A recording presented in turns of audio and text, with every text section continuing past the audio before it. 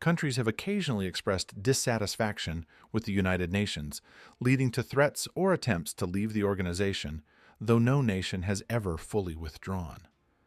One notable case occurred in 1965 when Indonesia declared its departure due to a dispute over Malaysia's seat on the UN Security Council.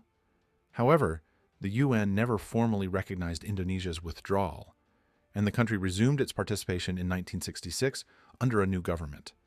Similarly, in 2016, Philippines President Rodrigo Duterte threatened to leave the UN after it criticized his administration's handling of the war on drugs, accusing the organization of meddling in domestic affairs. However, he ultimately did not follow through with the threat. In the United States, proposals to withdraw from the UN have surfaced multiple times, particularly among isolationist or unilateralist political groups. For example, the American Sovereignty Restoration Act, introduced in 2017, sought to end U.S. membership in the UN. Although it garnered some political support, such proposals have consistently failed to pass, largely due to concerns about diplomatic fallout and the importance of multilateralism in U.S. foreign policy. Countries in the BRICS alliance, along with an increasing number of nations from the global south, are calling for sweeping reforms at the United Nations. They argue that the organization is disproportionately influenced by Western powers, particularly through the UN Security Council, where 5 permanent members, the United States, the United Kingdom, France, Russia, and China, hold veto power. The BRICS bloc, which represents over 40% of the world's population and nearly 25% of global GDP, has long argued that this structure is outdated. Meanwhile, 54 African countries, which make up about 28% of UN membership, have no permanent representation on the Security Council. Critics also highlight that Western nations control over 60% of the voting power in key global financial institutions like the International Monetary Fund and the World Bank, further marginalizing emerging economies. This imbalance, they argue, undermines efforts to create a truly representative global governance system. In recent years, countries like India and Brazil have advocated for expanding the Security Council to include permanent seats for large developing nations, a proposal that has gained traction but faces stiff resistance from Western powers. Let's take a quick pause. If you enjoy our content, please hit the like button, and don't forget to leave your thoughts and feedback in the comments. Your engagement helps us grow. Thank you. BRICS countries often accuse global organizations, including the United Nations, of favoring Western nations in both decision-making and enforcement. This perceived imbalance is particularly evident in the area of human rights. For example, Russia and China, both BRICS members, frequently face international scrutiny for their domestic policies, such as Russia's treatment of LGBTQ+ individuals, or China's actions in Tibet and Xinjiang. However, these countries argue that similar issues in Western nations receive less attention. While Russia is often condemned for human rights abuses, discrimination in Western countries, such as racial profiling or the mistreatment of indigenous populations, does not attract the same level of global condemnation. A similar pattern emerges in the Israel-Palestine conflict. After Hamas's attacks on Israeli civilians, international condemnation was swift and widespread. However, Israel's retaliatory actions, including the use of white phosphorus and blockading essential supplies in Gaza, have received a more muted response.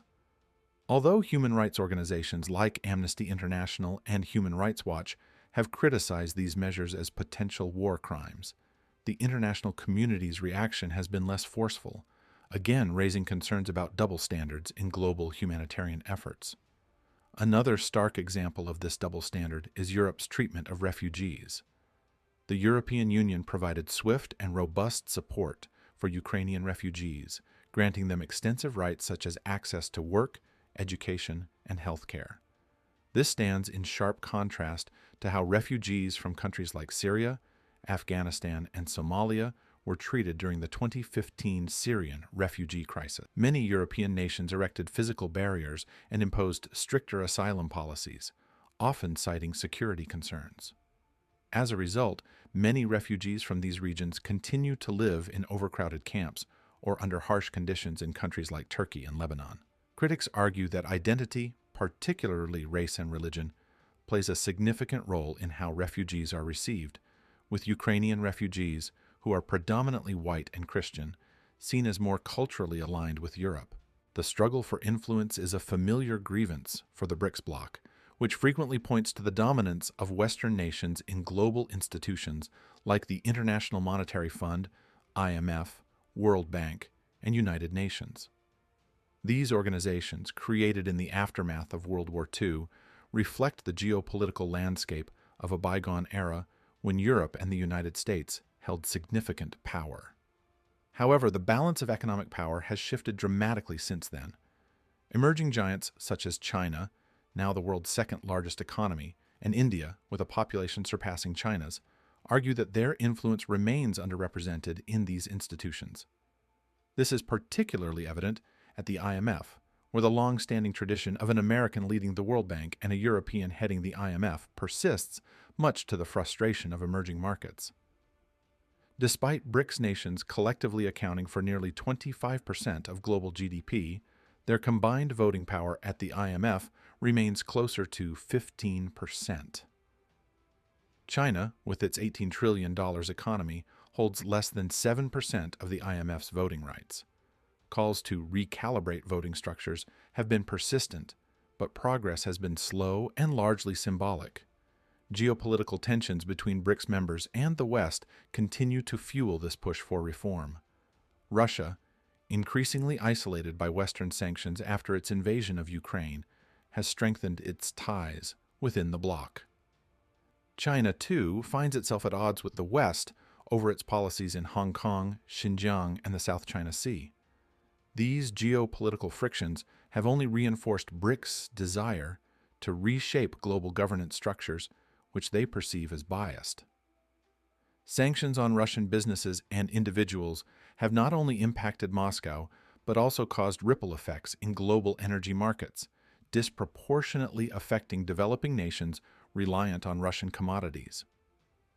Meanwhile, at the IMF, the lack of meaningful changes in the allocation of voting power continues to fuel discontent.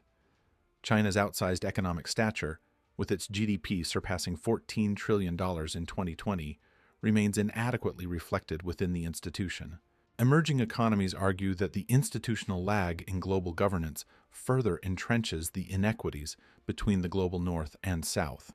A major point of contention is climate policy. BRICS nations assert that Western-led climate initiatives place disproportionate burdens on developing countries, many of which are still industrializing. While the West has historically been the largest contributor to global emissions, emerging economies are often expected to adopt ambitious emission targets without adequate financial or technological support. India, for example, has repeatedly stressed that transitioning to green energy must not come at the expense of economic growth, especially for a country where coal still plays a crucial role in the energy mix. Trade policies exacerbate these tensions as well.